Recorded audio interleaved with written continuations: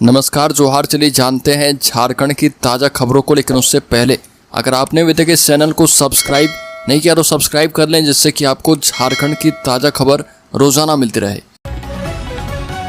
सबसे पहली खबर, झारखंड में आज आसमान में बादल छाए रहेंगे। मौसम विभाग ने खासकर पश्चिमी सिंहभूम, गुमला, सिमडेगा, रांची और खूंटी जिले के लिए तेज बारिश और 30 से 40 किलोमीटर प्रति घंटे की रफ्तार से चलने वाली हवाओं का अलर्ट जारी किया है। राजधानी रांची सहित मध्य झारखंड के कुछ हिस्से में दोपहर के बाद तेज बारिश होने की संभावना जताई गई है। अगली खबर, जामताड़ा के चितरंजन स्टेशन के पास हादसा। जामताड़ा में देर रात एक दर्दनाक हादसे में एक 40 वर्षीय अज्ञात व्यक्ति की जान चली गई। ये घटना चितरंजन रेलवे स्टेशन के प्लेटफॉर्म नंबर 2 के पास हुई। जानकारी के मुताबिक नई दिल्ली हावड़ा वाया पटना मुख्य रेल लाइन पर एक थ्रू मालगाड़ी गुजर रही थी और इसी दौरान ये घटना घटी। अगली खबर, राज्य के कोडरमा जिले में हाथियों का आतंक जारी। शौच के लिए निकले व्यक्ति को कुचला। कोडरमा जिले में जंगली हाथियों का आतंक लगातार बढ़ता जा रहा। जयनगर थाना क्षेत्र के पिसपीरो गांव में एक हाथी ने 55 वर्षीय रविंद्र यादव की जान ले ली। रविंद्र सुबह शौच के लिए निकले थे। घटना धनबाद गया रेलखंड के यदुडी हॉल्ट के पास हुई। अगली खबर, रांची यूनिवर्सिटी के पीजी साइकोलॉजी विभाग के द्वारा राष्ट्रीय शिक्षा नीति 2020 के मुताबिक यूजी पीजी साइकोलॉजी के सिलेबस का ड्राफ्ट तैयार कर लिया गया है, जिस पर एचओडी डॉक्टर परवेज हसन की अध्यक्षता वाली बोर्ड ऑफ स्टडीज द्वारा स्वीकृति प्रदान कर दी गई है। अब नए सिलेबस के मुताबिक 2 वर्षीय पीजी साइकोलॉजी में 4 सेमेस्टर में कुल 15 थ्योरी पेपर की परीक्षा होगी, जबकि प्रत्येक सेमेस्टर में एक प्रैक्टिकल पेपर एग्जाम लिया जाएगा। वहीं सिर्फ 4th सेमेस्टर में एक पेपर प्रोजेक्ट वाइवा प्रावधान किया गया है। अगली खबर, राज्यसभा सांसद शिबू सोरेन की हालत अब स्थिर। दिल्ली के सर गंगाराम अस्पताल में है भर्ती। डॉक्टर उनके स्वास्थ्य में सुधार लाने का लगातार प्रयास कर रहे। मुख्यमंत्री हेमंत सोरेन, विधायक कल्पना सोरेन और बसंत सोरेन भी दिल्ली में हैं। इधर गुरुजी के शीघ्र स्वास्थ्य लाभ के लिए दुआओं का दौर जारी है। रांची के पहाड़ी मंदिर सहित कई मंदिरों में विशेष पूजा की गई। गुरुद्वारों में भी अरदास की गई है। इधर झारखंड मुक्ति मोर्चा के प्रवक्ता सुप्रिय भट्टाचार्य ने कहा कि वो शनिवार सुबह ही दिल्ली से लौटे हैं और गुरुजी को देखा है। उनकी स्थिति गंभीर बनी हुई है। अगली खबर, बिहार में गठबंधन के तहत ही लड़ेंगे विधानसभा का चुनाव।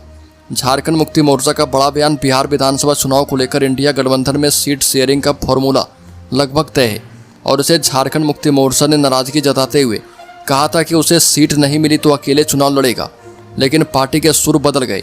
पार्टी महासचिव सुप्रिय भट्टाचार्य ने कहा कि हम बिहार में महागठबंधन के तहत ही चुनाव लड़ेंगे। मैं ये बात पूरी जिम्मेदारी के साथ कह रहा हूँ। तेजस्वी यादव और हेमंत सोरेन मिलकर मजबूती के साथ चुनाव मैदान में उतरेंगे। इंडिया गठबंधन में सीट बंटवारे पर सहमति के सवाल पर उन्होंने कहा कि सीटों पर बातचीत, सीटों का बंटना, यह सब चुनाव और राजनीति में चलता रहता है और नामांकन की तिथि तक सीटें बदल जाती है, सीटें बांटी जाती है। अगली खबर, मैरिज हॉल में चल रही थी गन फैक्ट्री। बोकारो में पुलिस ने छापा मारा तो मिला हथियारों का जखीरा।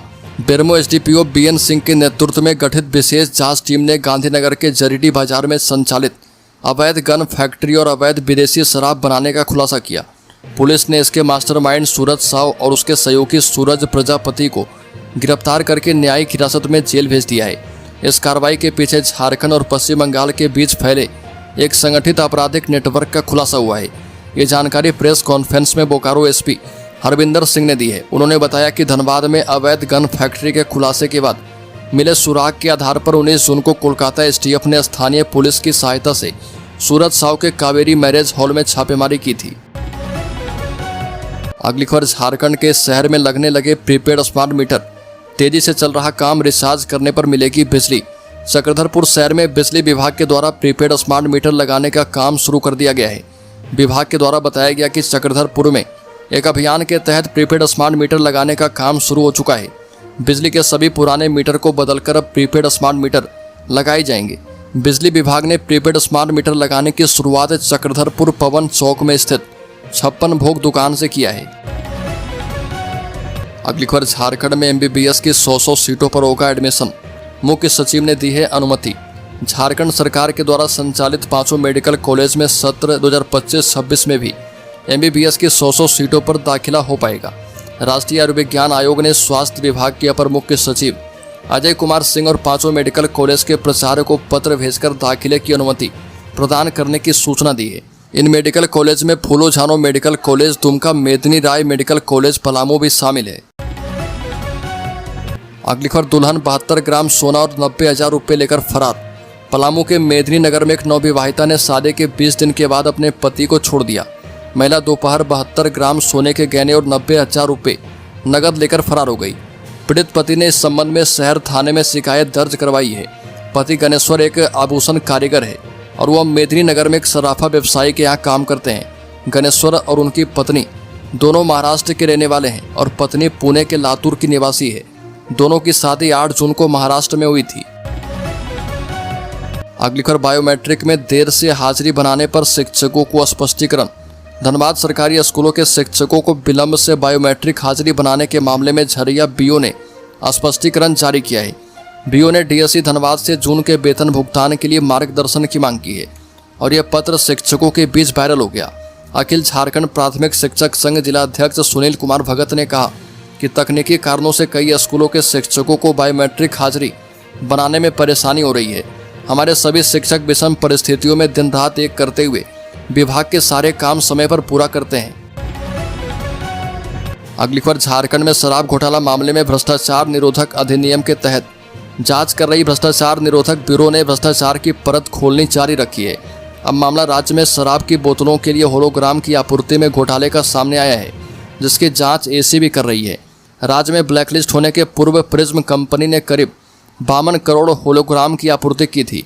राज्य में 35 पैसे प्रति होलोग्राम की दर से सभी होलोग्राम की आपूर्ति हुई थी, जिसमें प्रिज्म कंपनी ने अधिकारियों को 9% का कमीशन दिया था। अगली खबर, झारखंड के साहिबगंज का फिर से बढ़ा मान। नीति आयोग की डेल्टा रैंकिंग में कृषि क्षेत्र में देश भर में आया अव्वल। बता दें कि नीति आयोग की डेल्टा रैंकिंग में झारखंड का साहिबगंज जिला कृषि क्षेत्र में महत्वपूर्ण कार्य करने पर देश भर में अव्वल आया है। डीसी हेमंत सती ने बताया कि नीति आयोग ने मार्च 2025 की रैंकिंग वेबसाइट पर जारी की है। ओवरऑल डेल्टा रैंकिंग में देश भर में साहिबगंज जिला 24वें रैंक पर है। रैंकिंग में अव्वल आने पर संबंधित जिले के 3 करोड़ का इनाम मिलता है और डीसी जिले के विकास में इनाम की राशि खर्च करते हैं।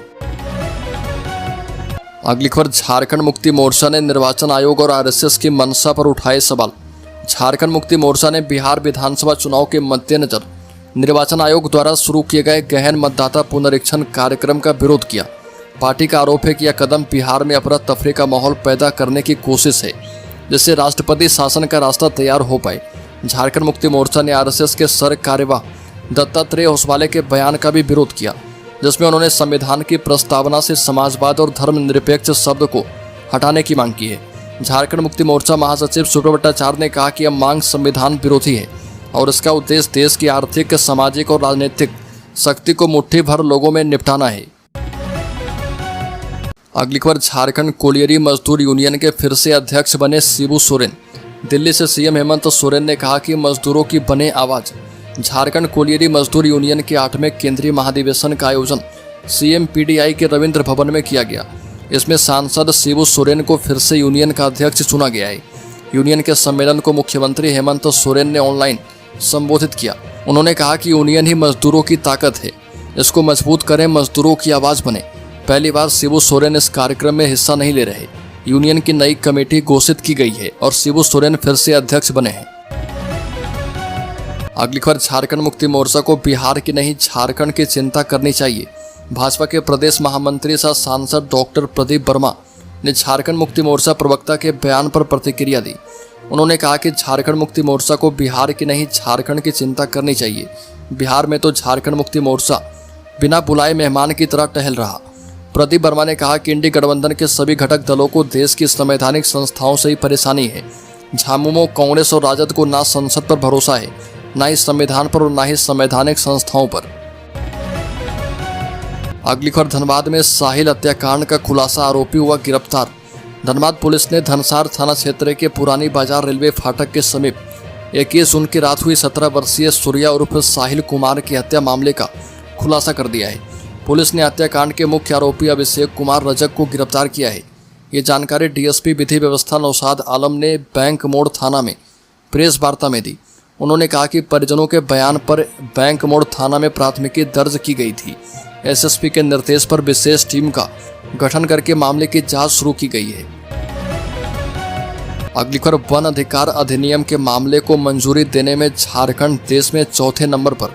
झारखंड वन अधिकार अधिनियम के तहत किए गए आवेदनों या दावे को मंजूरी देने वाले देश के शीर्ष राज्य में शामिल है। अधिनियम के तहत किए गए दावों में से मंजूर किए गए आवेदन का सबसे अधिक अनुपात हासिल करने वाले देश के राज्य में झारखंड शामिल है। एफआरए दावे के निपटारे के मामले में झारखंड देश में चौथे स्थान पर है। राज्य में किए गए आवेदन के 55% मामलों में वन पट्टा वितरित कर दिया गया है। सबसे अधिक 65% दावों को मंजूरी देकर सूची में सबसे ऊपर ओडिशा है। अगली खबर, शराब बिक्री पर सरकार की सख्त निगरानी।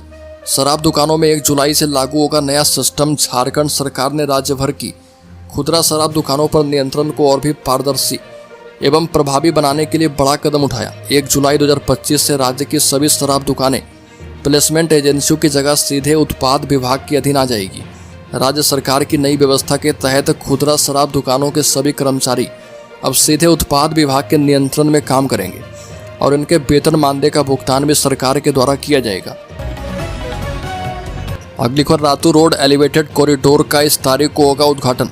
बता दें कि रातू रोड एलिवेटेड कॉरिडोर के उद्घाटन की तैयारी जोरों पर है और इसको लेकर ओटीसी ग्राउंड में तैयारी को लेकर टेंट लगना शुरू हो चुका है।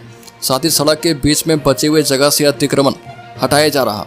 बता दें कि 3 जुलाई को रातू रोड एलिवेटेड कॉरिडोर का उद्घाटन सुबह 11 बजे केंद्रीय सड़क परिवहन मंत्री नितिन गडकरी के द्वारा किया जाना है। उद्घाटन समारोह के बाद केंद्रीय परिवहन मंत्री नितिन गडकरी का रोड शो भी आयोजित किया जाएगा, जिसमें बड़ी संख्या में लोग शामिल होने की संभावना है। अगली खबर, रांची के चान्हो में बीडीओ ने कई दुकानों में की जांच। कहा कि अब नियम तोड़ा तो रद्द किया जाएगा लाइसेंस। यूरिया एवं डीएपी को निर्धारित कीमत से अधिक दर पर बेचने के मामले की जांच तेज कर दी गई है। कृषि मंत्री के निर्देश के बाद सभी प्रखंडों में खाद बीज बेचने वाली दुकानों की जांच शुरू हो गई है।